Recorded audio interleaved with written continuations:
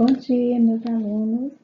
Sou a professora Lúcia e essa é a nossa aula do dia 27 de abril.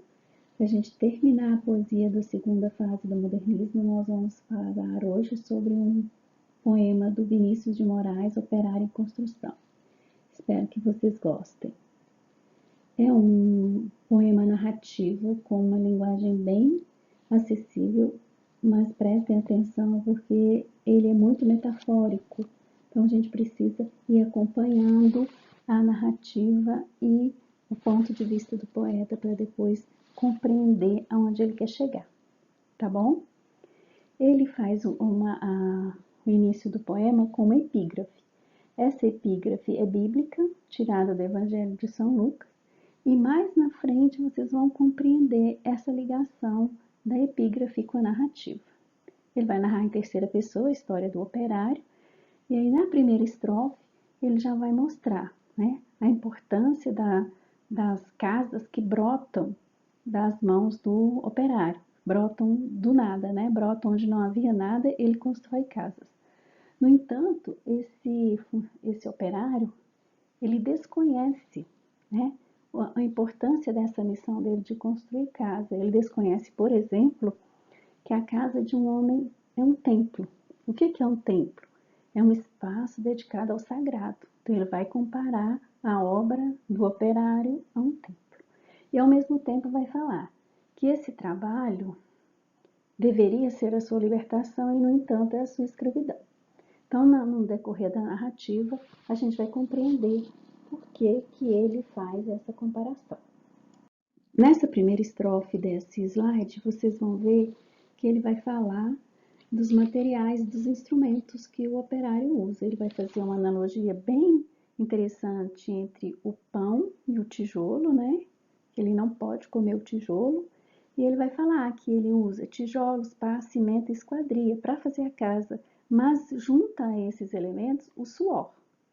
Na outra estrofe, ele vai falar que de um dia, do nada, num insight, este operário começou a prestar atenção em tudo em volta dele, e tudo em volta dele ele começou a achar que tinha a mão dele, que tinha o toque dele, que tinha a profissão dele, as mãos dele, né? A garrafa, o prato, o vidro, a parede, o banco, aí, ó, com letra maiúscula, se referindo às instituições financeiras, o dinheiro que corre no país, né? Ele começou a olhar tudo dentro da casa, ele começou a olhar tudo na cidade, tudo na nação, dependia, partia do trabalho dele, né?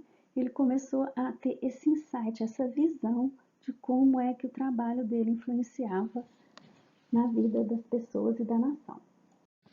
Já nessa estrofe aí, o eu lírico já faz um chamamento, um alerta aos homens de pensamento.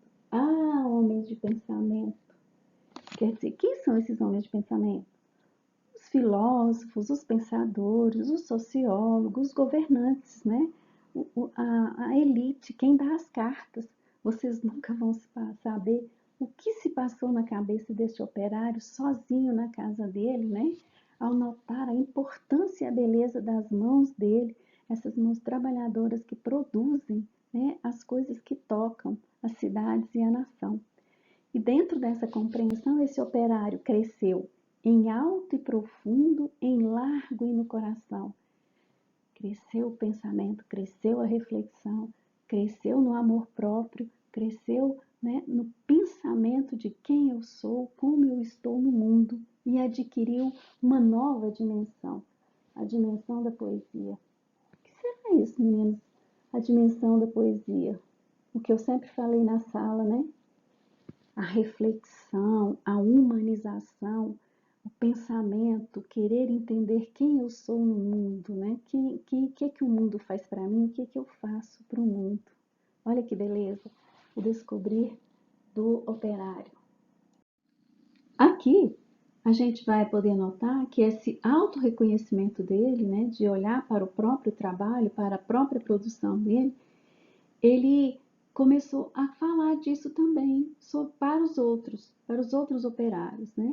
E aí ele começou a pensar que ele sempre dizia assim, estava sempre concordando com tudo, aceitava tudo e começou a aprender a dar valor em outras coisas e ele começou a comparar a vida dele com outras coisas. Por exemplo, né? A marmita dele era o prato do patrão, né? Os pés que ele andava a pé eram as rodas do patrão, né? A imensa fadiga dele era amiga do patrão. Então ele começou a ver a amplitude, né, desse trabalho dele nas coisas que rodeavam ele, principalmente nas coisas das classes sociais mais abastadas. Então foi um novo olhar, ele que sempre estava concordando com tudo, não, tudo já está estabelecido, as coisas têm que ser como são, começou a ver as coisas diferentes. E quanto mais ele tinha noção do que estava acontecendo ao redor dele, mais forte na resolução de questionar e de falar não ao que estava estabelecido, ao status quo, né? Ele ficou mais forte nessa decisão. E isso deu problema, porque logo, logo isso chegou aos ouvidos do patrão. Tem sempre alguém, né, que está feliz com a situação, começou a alertar o patrão. E o patrão não gostou. Olha, vão lá e dão um jeitinho dele parar de passar essas ideias para frente. Convençam-no, né? Achem um método lá. Quais são os métodos? Agressão física, agressão moral, agressão verbal, humilhação, e ele passou por isso tudo, né?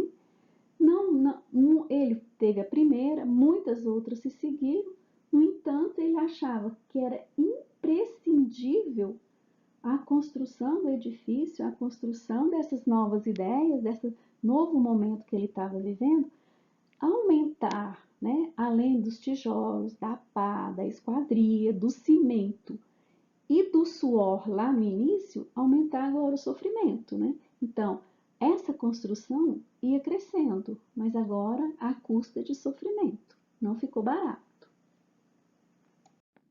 A partir daqui, a gente já começa a ver a relação da epígrafe com a narrativa, né? O eu lírico vai começar a contar que o patrão, vendo que os métodos dele não dobrava, né? O não do operário não transformava esse não em si, foi pessoalmente falar com ele, né? E fez propostas para ele. Olha, isso tudo é meu, eu posso te dar o que você quiser se você parar com essas ideias, parar com esses questionamentos, né? Aceita as coisas do jeito que são, fica melhor para você. Eu te dou tempo de lazer, tempo com a sua família, eu te dou dinheiro, eu te dou poder, né? Mas você tem que abandonar essas coisas que você está negando. E o operário olhava para ele e refletia, mas o que o meu patrão vê, eu não vejo. O meu patrão vê poder, dinheiro, né? Eu vejo a minha mão nessas coisas. Isso é que é importante para mim, né? O lucro do patrão sai das minhas mãos. Eu sou o produtor disso, né? Isso tudo tem a marca da minha mão. E de novo disse não. Aí, continuando a relação com a epígrafe, né? Assim como o demônio tentou Jesus e Jesus disse não, o operário, quando disse não, o patrão gritou: "Você é louco?"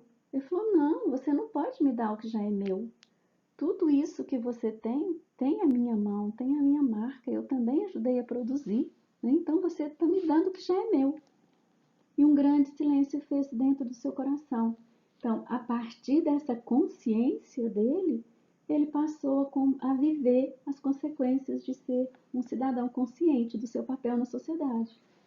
Um silêncio de martírio, um silêncio de prisão, um silêncio povoado de perdão, de apavoramento, de solidão, de medo, né? Muitas pessoas morrem, né, por defenderem esse ideal, de defenderem essas ideias, né?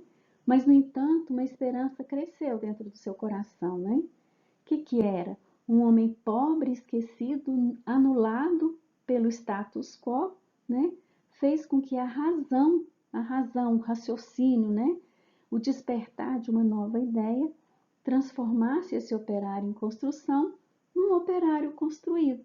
Quer dizer, hoje eu sou um cidadão pleno, eu sei a consciência, eu tenho a consciência das minhas obrigações e dos meus direitos.